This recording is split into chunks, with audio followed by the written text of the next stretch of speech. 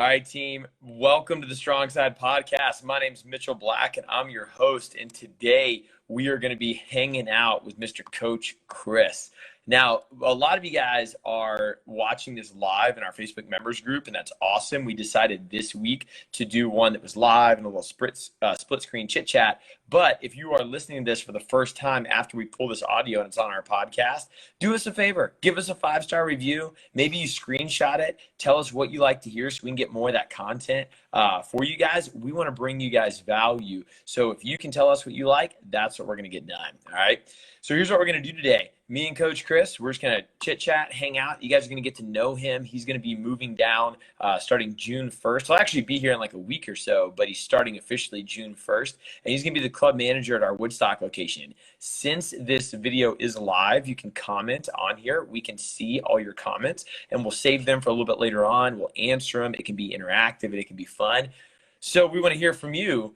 So other than that, Coach Chris, how you doing? Yeah, I'm doing great. I couldn't be more excited, to be honest with you. Everything just worked out, and I loved coming down and the energy from basically the moment I walked in the first day at Strongside. I think I saw Coach Bree coaching the 7:45 on Saturday, the day that I came down, and just felt at home right from the get-go, and I loved it. So kudos to you and kudos to the team for building that strong community. And that's all any coach could ever ask for, is just a great community to immerse himself in, and herself, actually. Dude, that's a really good memory. You remember 7:45 on Saturday and who the coach was. Yep. I can't say I have a photographic memory. That's not true. But I find that I pay attention to the small details, and I think I even remember, I think there was like 2 or 3 people in the class, and they were doing box step overs. But it was a great class. And then I watched your 8:45, and then I took the 10, got smoked, got humbled, and kind of been on board ever since, really.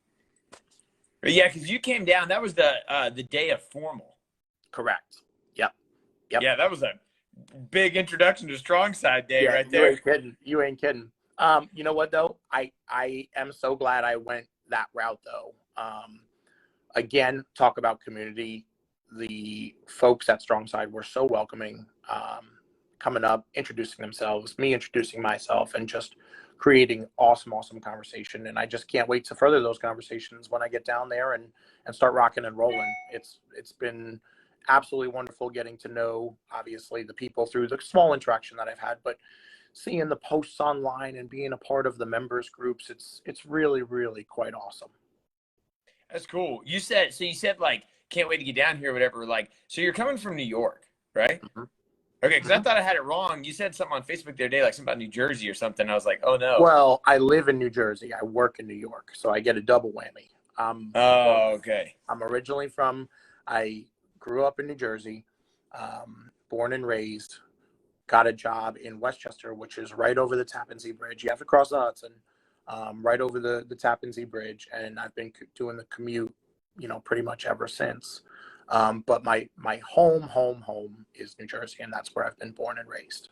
And that's where my family is originally from before they moved down to Georgia. So I was kind of the only one still up here, and I was, wanting to change for myself and my family. And my family being my wife and my 10-month-old daughter, Ada, who I'm absolutely head over heels in love with, both of them.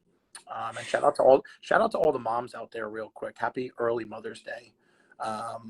So we wanted to change, and we decided that we wanted to be closer to family, my family, and everything about Georgia we just fell in love with, and Woodstock, and we just fell in love with. And we have strong family ties down there, and we can't wait to come down, plop down, get settled, and get rocking and rolling.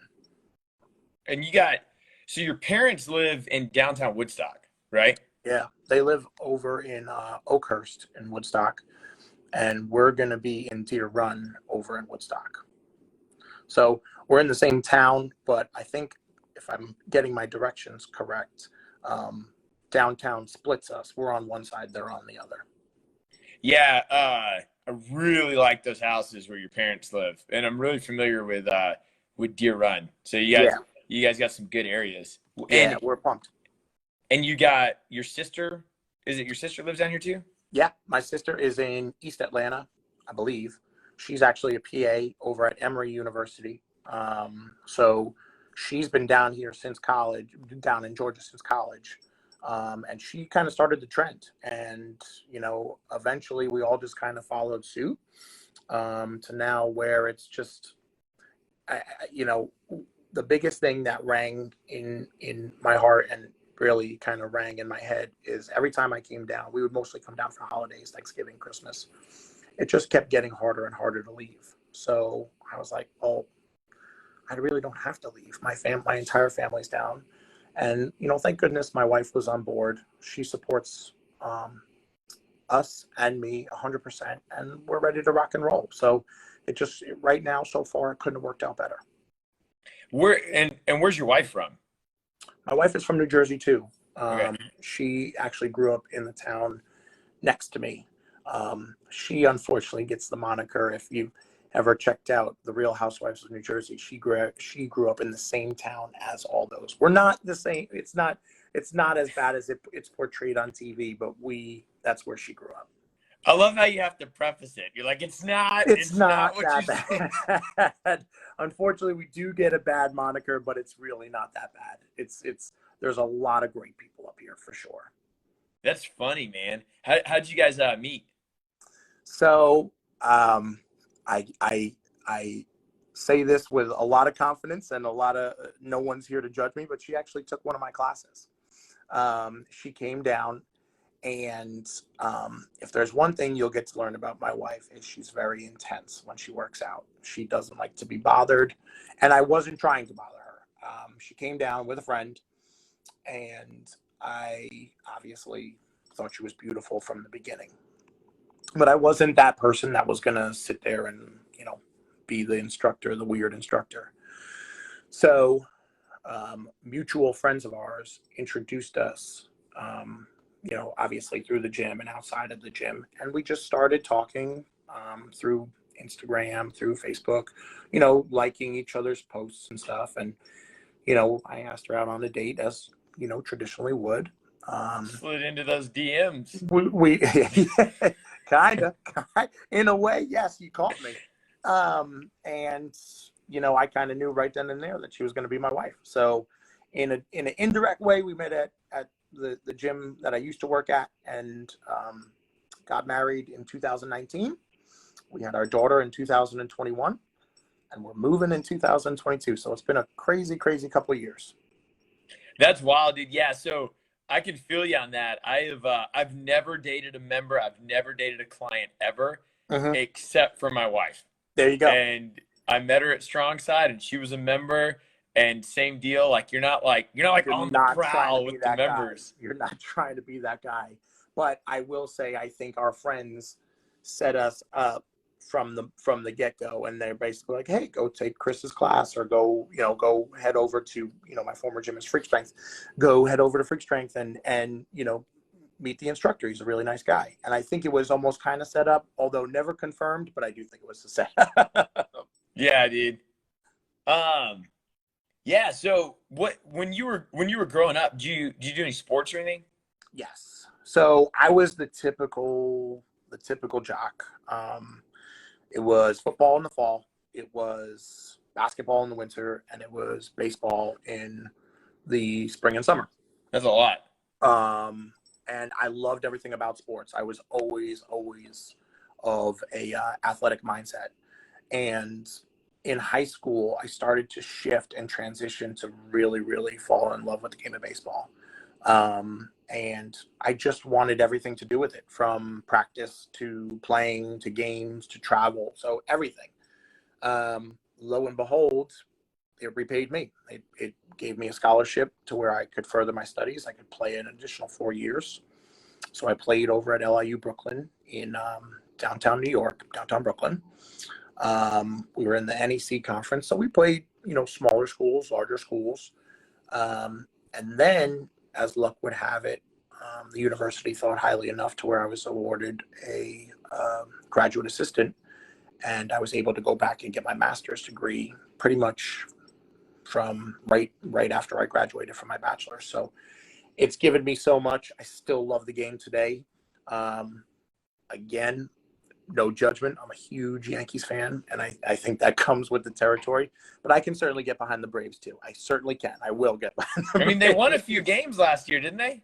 Well, they won the World Series last year, so that's a pretty big deal. So, but as a Yankee fan, you're always kind of rooting against the Mets, and I know they're one of the rivals of the Mets. So we'll be Braves fans. We'll be Braves supporters when we get down there. Gotcha. Yeah, dude. Everybody, Braves and Georgia Bulldogs. I don't know anything about either of them.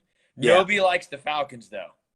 Well, they've kind of fallen on hard times. They really have. But you're right. And I think from what I've seen, they really like the soccer team down there. What is it, the Atlanta United? Yeah, but it blew up the first year. They won the championship, and then it's Not so much ghosted ever anymore. since then. Really? Well, I'm more gearing up. I want to check out that Mercedes-Benz. I've heard tremendous things about that Mercedes-Benz, and I'm also a big college football fan, so I know they host a lot of games there too. It's I haven't been to a lot of stadiums. I don't know a lot about sports, but it's nice. No, I don't feel like I'm getting gum on my shoe or right, anything like that. exactly. It's pretty nice. Exactly. So what was your fitness journey? Was it just baseball and the training, or I know you got a master's in strength and conditioning and stuff, but what got you into wanting to train? So, what's every young boy's dream? To play professional baseball, right? When I slowly realized that was not going to happen, I was like, well, maybe I can still stay involved somehow. And I always had a fondness for working out. I always enjoyed it. It was something that I always loved doing. Like I said, I loved everything to do with sports and athletics, and working out just followed suit. So, you realize the handwriting's on the wall, and you're going to have to finish your studies and start to make alternative plans. And what am I going to do for a career? Because everybody, especially young boys, and I'm going to play professional baseball. So I was like, well, maybe I can stay involved with the training aspect of things. I had a wonderful strength coach in college who was a coach, but also a mentor. And he kind of, I would say, picked me out of a crowd and was like, you really relate well back to the athletes. You're very real with them. You do a nice job coaching them. Would you like to stay an extra 2 years and become a graduate assistant and just help me out? Absolutely. I would love to. This is going to be my career. It's another nice line on my resume. Absolutely. So after that, I went, I got another internship from the former strength coach for the New York Yankees. He owned a facility, actually our current facility where I'm at now. He ended up selling years later, and I'll get to that in a second, but it was primarily an athletes-based gym where it was high school kids, college players, both male and female, whatever sport we were willing to help. When he sold the gym, it kind of transitioned more to general fitness. And that's when I made the transition over to, just dealing with more the adult clientele. And quite honestly, I haven't looked back since. I love the adults. Do I love athletes? No question about it. But I absolutely have a passion for general population, adult wellness, adult fitness. I think they are some of the most intriguing people out there. And athletes have their quirks and all that, but I love working with the adults and seeing them start from where they don't even know if they can do a squat to doing a full-on power clean. And I love seeing that transition. I think it's such a powerful thing. And to have somebody on their team guide them through it, those relationships last lifetimes. They don't last years, they last lifetimes. And that's what I'm all about. It's just creating relationships and having them last lifetimes. Got it. What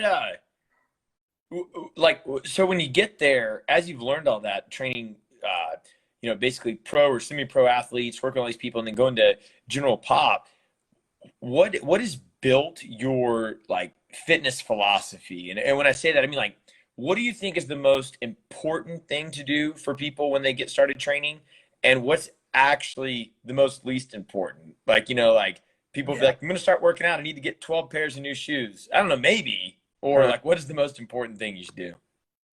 So I think the most important thing is caring, showing a sense of genuineness towards every customer that walks in the door. Um, Everybody has great days, everybody has good days, everybody has bad days, but the level of care that you give a customer should never waver. Um, and your energy and your presence on the floor should never waver. You got to put that stuff aside, and you're all about your given clientele, your given customer.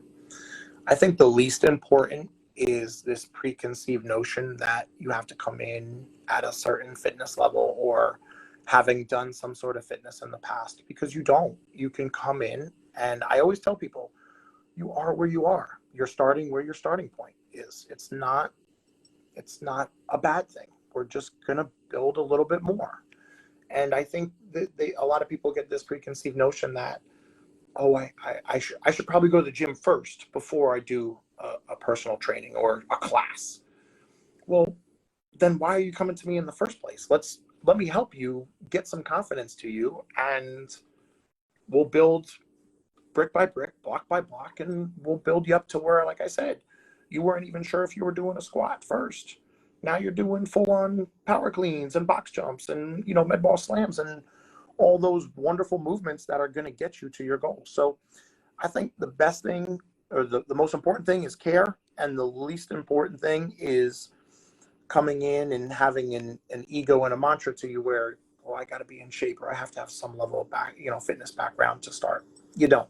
That's what we're here for. Yeah, that's my entire career. That's all I've heard is, people like, I just need to get in shape first. And I'm like, dude, that's like breaking your car real good before you take it to the mechanic. Exactly. Just go. It's like not brushing your teeth for 6 months before you go to the dentist. You know what I mean? That's it. So you can get some real good dental work. What are you here for? Let me help you. I want to help. That's my job. You posted something really good on your Instagram. I think it was like yesterday or today, where you'll probably remember it better than I did, but it was so good. Where you said that like loving to coach won't make you a great coach, but loving to, what was it, care for people and teach them is what makes you a good coach. Yeah. So I think a lot of people, and I would say, I started coaching. I would say coaching back in like 2014. I was doing personal training in 2010, kind of working my way up. But when you take yourself out of the equation and you coach because you love the interaction with the members and the guests, I think that's the most powerful thing. Like, it's not a question of, hey, let me this is my ego coming into it, and I'm going to train you how I would train myself. No, let's train you where you want to go. And you got to fall in love with coaching, and you got to fall in love with being able to relate what you know to the people that are seeking your knowledge. There's a lot of smart people out there, a ton way smarter than I am. But if you can't relate back to the individual, it's for naught. So you might as well just kind of take that shiny degree and rip it up, because no one really cares how much you know until you can relate it back to them. So I love those little intricacies. I love those little touch points, those moments with the member. Like I said, we call it almost like that aha moment. Like, oh, wow, I learned something today. What's your thought going into that a little bit more? What's your thought about member interaction and just having what's your value system around that? Crucial. You have to be almost, in the best way possible, part of these people's everyday lives. Whether it's because a lot of these people come to you and they look at you as a role model, whether they say it out loud or not, that's what they do. And I think member interaction is so important, to where, you have to, hey, how's your day going? Oh, whatever the case is, let me add my 2 cents, and then we'll get to work. I'm always here for you. I'm always a helping hand. one of their family member passes away, you put out a card, happy birthday, you go out. I think member interaction is so underplayed and undervalued, to where they're essentially, a lot of the time, you're spending a lot more time with your members than sometimes your own family. And you have to have a great interaction and great, I guess, relationships with each of them. And each of them can be very different. Some can be, you're motivating them and you're rah-rah cheerleading them. And then some, you're a little softer and you're just like, hey, I got you. You're that constant voice, that voice of confidence behind them. And they're looking to you for that. So I think member interaction, is something that's downplayed, but is probably one of the most important elements in our area, because a lot of people come in and they're intimidated right off the bat. So if you don't kill that intimidation, they're going to walk right out on you. Could not agree more. 100%. So you, just to rewind a little bit, you said, hey, I'm gonna touch on this later. You were at Freak Strength, and then there was like another gym. Like, you got a pretty cool story on how you got here. What was the path, and what are you doing now up there? Like, what was the path that got you here? So one of our, I guess I've been in some different arenas, I guess you will. I did some physical therapy. Didn't really like that. That wasn't my speed. But I tried to learn as much as I could during physical therapy. And then one of my buddies who owned a gym was like, hey, I'd really like to get our adults involved. You want to start that? Okay, I'm on board. So we started that. We were doing mostly classes, boot camp style-esque. And then one of the former people that I worked up in Westchester took over this place, bought it from its former owner, and was like, listen, I don't know anything about the fitness background. I need a general manager to come in and, run the show. And, he saw enough in me to where he was basically like, I turned him down a couple times because I didn't want to do the commute. And you and I have talked about the commute. But I did turn him down a couple times, and he finally called me and he's like, listen, I'm not asking anymore. I'm telling you, you're going to come manage this place. What's it going to take for you to get up here? And it's been awesome ever since. And then it wasn't anything that this place didn't offer me. I still love it. I still love our members. I just wanted to be closer to our family, and I wanted to have a fresh start, and I wanted to have a better opportunity for my daughter. And I get that all down in Georgia rather than up in the Northeast. I mean, it's no secret, people are leaving this area in masses, and it's not anything that anybody does wrong. It's just a better way of living somewhere else, unfortunately. And that's what we're after. Yeah, I'm with you. So totally shifting gears a little bit here. I'm not saying that it's every Friday, but it really seems like it's every Friday. You are grilling steaks and Yes. popping some great wine. Yes. And do you have are you like a chef of some sort? Like, so it's funny that you mentioned that. Yeah, it is every Friday. It's more, I enjoy it. I enjoy, it kind of takes me out of my element, and it's like, all right, well, how am I going to do this? How am I going to make it better? What am I going to do? So yes, I do love to grill. I enjoy a nice glass of wine. I enjoy even more a nice glass of bourbon. I'm a big bourbon guy. And I think it's something that is my relaxation. Some people will read, some people will listen to podcasts, some people will go for long walks. I enjoy cooking. I just find a passion for it. And I enjoy tinkering. And now, where it's different, my wife enjoys baking. So it's more a nice little balance to where I'll do the meals and she'll do, a little dessert at the end. But we really try and keep it to the weekend where we just treat ourselves. And it's also, too, it's great time for us to spend together.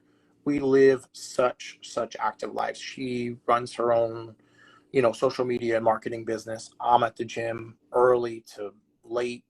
And we found in our marriage that it works well to where Friday and Saturday night, if we at least have those 2 nights where we have meals with each other, then we're on the right track, and it's great for us to communicate and talk and just be husband and wife, and then enjoy our daughter as well. One of our members, Alex Pepe, she just commented, she said, what's your favorite wine and what's your favorite bourbon? Ooh, okay. So simply, we have my wife and I, we enjoy Pinot Noir the most. And that's our go-to. So I would say Maomi. We have our anniversary wine, which is Flowers, which is we'll have only on our anniversary. And my favorite bourbon, man, there's so many good out there. I'm simple. I like a nice Buffalo Trace, and I'm not a nice guy, so I like it neat. So there you go. Favorite. What, what's your knowledge base with it? Are you just like, oh man, this is good? Or are you like smelling it and pairing it with the right steak at the right time? I'm not that good yet. I try and, what I try and do is just have an appreciation for it. Bourbons I've gotten a little bit more into. I just try and have like an appreciation for them. My buddies and I will have conversations about them, and we'll do like different taste testing and stuff like that. But as far as like pairing goes, I'm not that good with it. I appreciate a nice glass of bourbon, a nice glass of wine, and a good conversation with either my wife or my buddies. I think it's a nice way to kind of come down from a long week and relax and enjoy each other.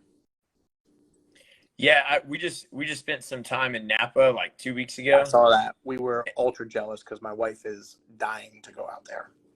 Learned a lot. Like to your point, the only thing that I knew was a white and a red. That was about all. That was the extent of my knowledge. So needless to say, you got your eyes opened a little bit. Yeah, like what you say about pairing and like taste testing. It is different. It is. I get it. It's different. I value more. You just kind of come together and you have good quality time with people, and that's what I value, is good quality time with good friends, my wife, my family, and that's essentially one of the biggest reasons why we are moving down, is because we're searching for more quality time with our family, for sure. Are you a little Italian in there, or is it just New Jersey? Just New Jersey. I didn't know if you were gonna be like Italian, like Sunday night pasta dinners. No, just New Jersey. We do a Sunday night dinner. That's kind of our thing. But we'll mix it up. We like our steaks. We like pasta. It's all the monikers of having that heavy Italian influence. Yeah, they're there, but it's not the be all end all. We like a good steak on the grill with corn on the cob just as much as we like a nice bowl of pasta. So we are foodies, but we'll keep it fresh for ourselves. Now, is your whole family pretty intense in working out? Because I met your mom at Amped in the Park, and she don't mess around. So she is my absolute inspiration. So to your point, or to your question, my mom and I are big on it. My dad, not so much. He's more the chef of the family, so we all have nice balance. He's a fantastic cook. I hope to be like him one day. But my mom is for lack of a better term, she's a badass. She did the Muay Thai, she did the kickboxing, and then while she was still up here, and then when she moved down, she was like, well, I need something to do. And I think she did some 9-round. She tried out some other gyms, and then when COVID hit, she would just stream into our classes up here, because that's kind of the way the fitness industry went. Everybody went on Zoom. And she's like, do you mind if I just stream in? And I'm like, absolutely. And I kind of used her almost as like a little experiment. Like, hey, how's the volume? Can you hear me? Like, how do you find the transition, stuff like that? So, she was instrumental in some of that stuff, because she gave me great feedback, and it was ultimately able to, portray to my members. So to your question, she and I will be probably workout buddies. My wife loves working out.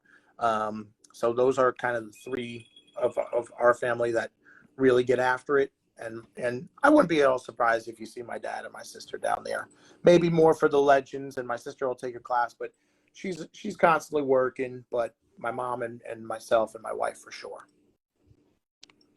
That's cool. What you mentioned, like COVID pivoting digital and stuff like that. what was what, what was that experience like? What was like the biggest, like, can you, I know it brings back a lot of pain for us all in the Yeah. fitness space, but like, what's a big takeaway or something you learned? So real quick, I just saw a question pop up. Alex, yes, my mom's name is Gwen. She has kind of shorter hair. Yes, so her name is Gwen. COVID, man. Oh wow, that's a loaded question. Well, so you don't you can't prepare for anything like that. There's and I saw what you did as far as like renting out equipment. We did something very similar. We I remember it like it was yesterday. You know, you talk about photographic memory. We were shut down March 16th. We weren't allowed to open in the state of New York until September 15th, around there. So you're talking 6 months out of the year that you're forced to physically keep your doors closed. And if you're caught, you can have your business license stripped. So, you know, what do you do? Well, we got Zoom. We can try something there. So we tried to keep our schedule as normal as possible. We rented out some equipment. We gave it to our members, and they did the boot camps, body weight. We kind of planned as much as we possibly could and just kept them involved. And then when we were able to open, obviously, you know, we had to wear the masks and stuff, and, you know, that's neither here nor there, but, you know, we just been a gradual progression back to, you know, full capacity and normal. So really the biggest thing was probably the Zoom first, then working out to a capacity. And I can't lie to you. I stuck a couple workouts where some people, you know, I put some brown paper over the front door and had ourselves a little session. You know, people need that. They need that interaction. They need to work out. They need to get back to their daily lives. Whether it was right or wrong, I don't know. I was just kind of acting in the moment and acting to, you know, save my business and save our business. And it's just what I rolled with. Yeah, dude, I got a lot of friends in New York and California, and just, you know, take opinion out of it. So many of them have asked me, "Oh, what'd you do? What'd you?" And I'm like, Yeah. you don't even want me to answer that question Yeah. because it's not relatable to what you had to do and Yeah. what you guys had to go through up there. I mean, we were like suggested to close for like 6 weeks, and like Yeah. the city never came by, nobody cared. No, Like it it's a was, lot different. And I think, you know, that was one of the tipping points too. I remember going down April, like we were down there in April, and again, everything's closed up here. Even restaurants, I mean, you can't find another person for 12 feet, let alone 6 feet. So I remember going into Rootstock and Vine. My wife and I went to Rootstock and Vine, one of our favorite spots.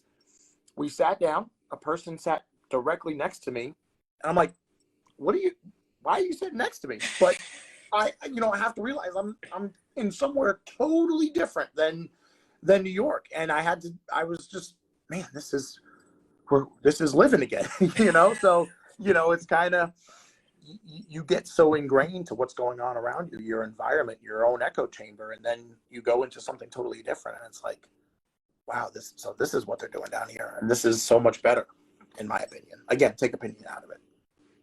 yeah, man. Well, I know I have a bunch of reasons for why I'm excited for why you're coming down. I mean, just anybody listening to this podcast or this video, just everything you're talking about with, I mean, everything you talk about is how much you care. You care about your family, you care about members. I mean, Yeah.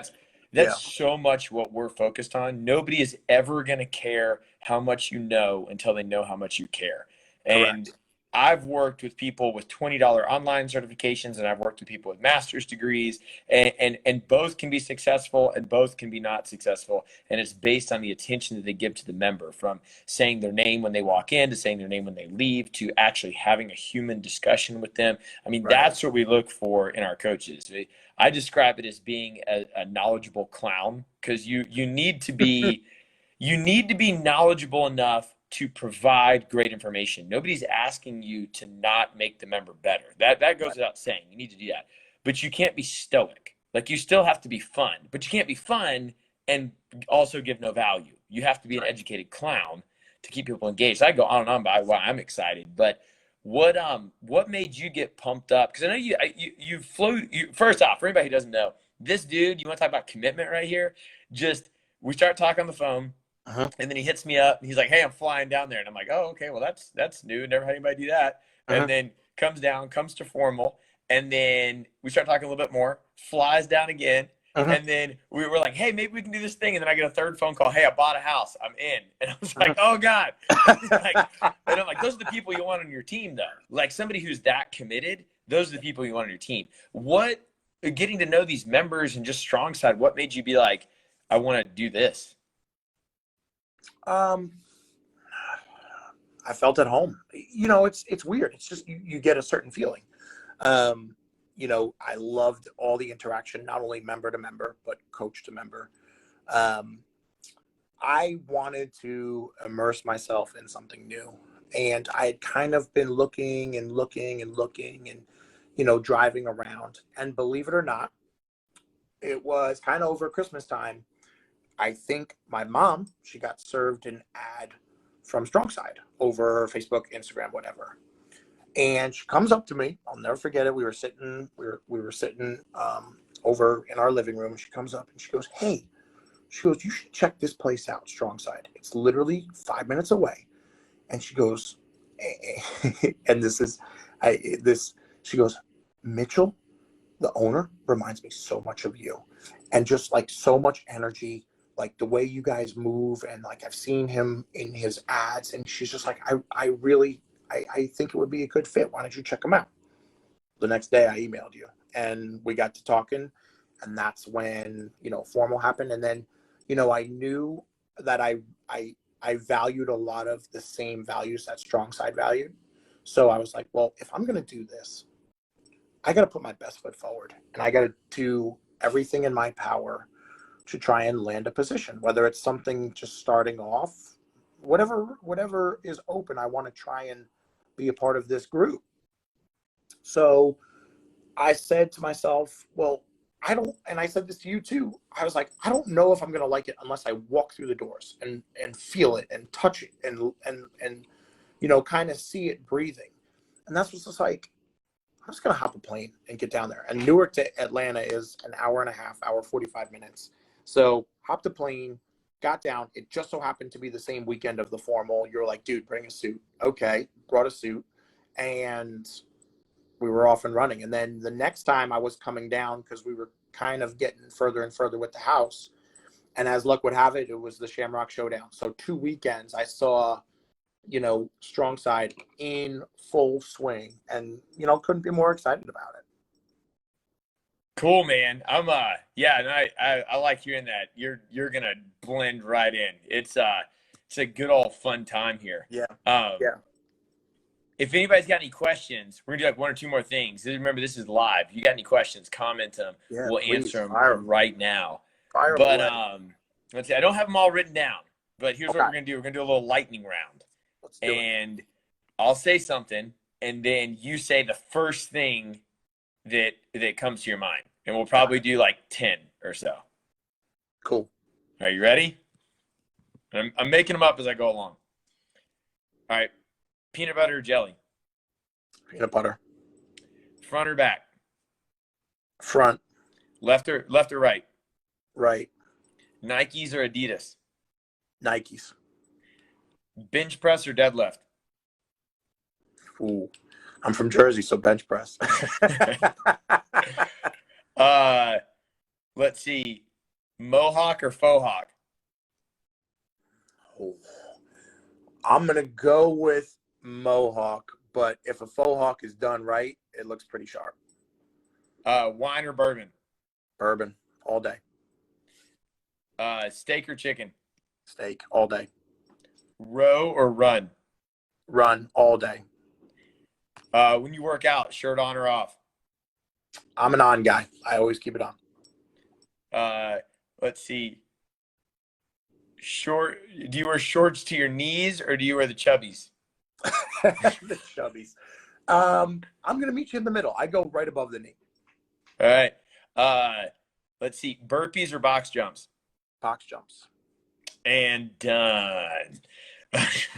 That's good. I think I was like 12. That was a good little lightning round there. Yeah, that was cool. That was cool. I was actually more impressed at how quick. I mean, those were good questions. I was more impressed with the quickness. I'm usually like, well, do I want to do, and I overthink it. Like really thinking it for a second. Yeah. Your Alex wound up. She did say that your mom is a rock star. She knows who your mom is from Yeah. Fit Body. Yeah, she's awesome. I mean, that's kind of where I get my my drive from her. She's a cancer survivor.